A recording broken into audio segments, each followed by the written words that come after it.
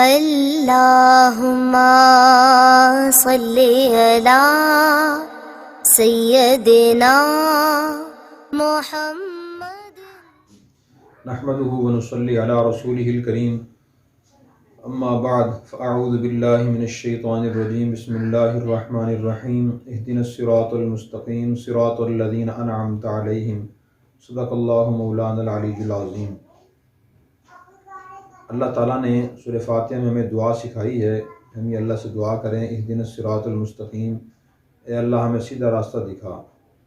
پھر اس کے بعد فرمایا کہ مجھ سے دوسری دعا یہ کرو کہ ان لوگوں کا راستہ دکھا جن پر آپ نے انعام فرمایا۔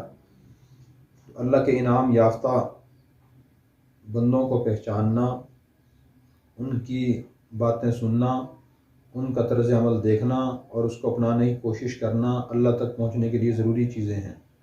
ان کے بغیر انسان اللہ تک نہیں پہنچ سکتا۔ اللہ کے انعام یافتہ لوگوں میں سب سے پہلے تو انبیاء علیہ السلام ہیں، پھر اس کے بعد صحابہ کرام ہیں، پھر تابعین، تبع تابعین، پھر ہر دور کے اللہ کے اولیاء کرام اور نیک لوگ ہوتے ہیں، تو ان کی صحبت اور ان کی حالات سے واقفیت اللہ تک پہنچنے کے لیے ضروری ہے۔ انہی اولیاء اللہ میں ہمارے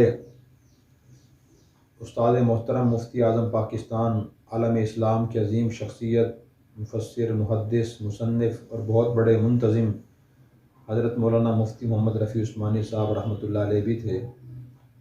مفتی صاحب عالم اسلام کے عظیم شخصیت تھے، عظیم مفتی بھی تھے، محدث بھی تھے۔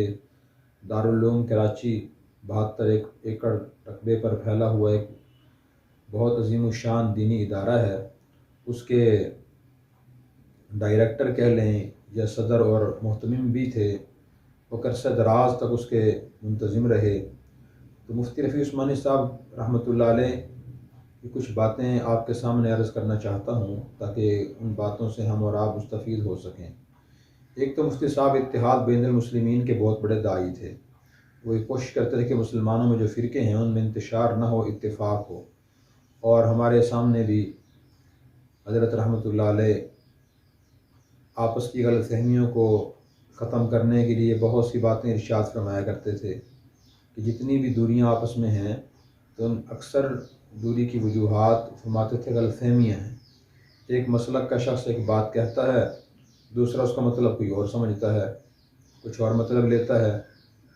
قریب بیٹھ کر اگر مطلب معلوم کیا جائے تو اس کا مطلب وہ نہیں نکلتا جو دوسرا آدمی سمجھ رہا ہوتا ہے۔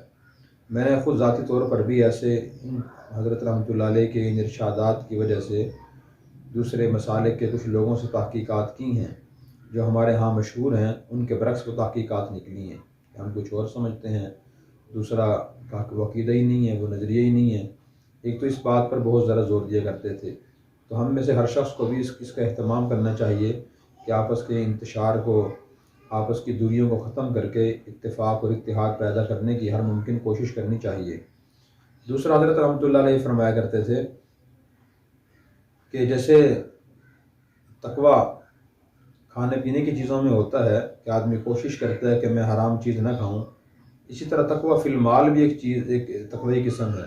تقویٰ فی المال کا مطلب یہ ہے کہ ہر مسلمان یہ کوشش کرے کہ میرے پاس جو دولت آ رہی ہے، مال آ رہا ہے، میرا جو ذریعہ آمدن ہے مشکوک نہ ہو، بالکل صاف ستھرا ہو۔ اپنے ہر معاملے میں بھی حضرت کی ہی صورتحال یہی تھی کہ تقویٰ فی المال کے بارے میں بڑے محتاط تھے۔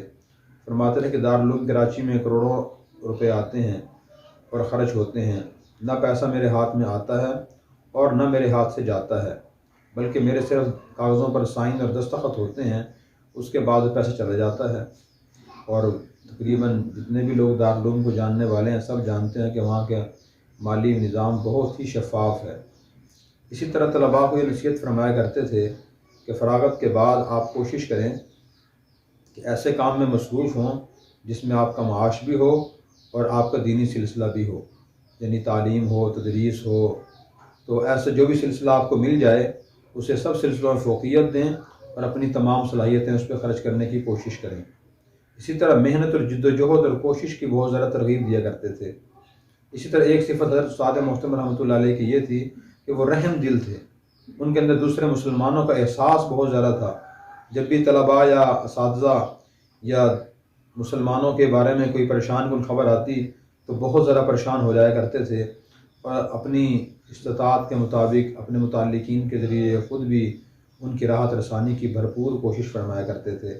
تو نبی کریم صلی اللہ علیہ وسلم کی ایک حدیث بھی ہے، آپ نے ارشاد فرمایا کہ المؤمن کالجسد واحد، کہ تمام مسلمان ایک جسم کی طرح ہونے چاہئیں۔ ان اشتکا عین ہو اشتکا کلو، اگر سر میں آنکھ میں درد ہو تو سارا جسم پریشان ہوتا ہے، اور اگر سر میں درد ہو جائے سارا جسم پریشان ہوتا ہے۔ اسی طرح کوئی مسلمان اگر پریشان ہے تو دوسرے مسلمانوں کو اس کی پریشانی محسوس کرنی چاہیے اور اسے ختم کرنے کی کوشش کرنی چاہیے۔ باقی ان کی تعلیمات انشاءاللہ آئندہ عرض کرتے رہیں گے۔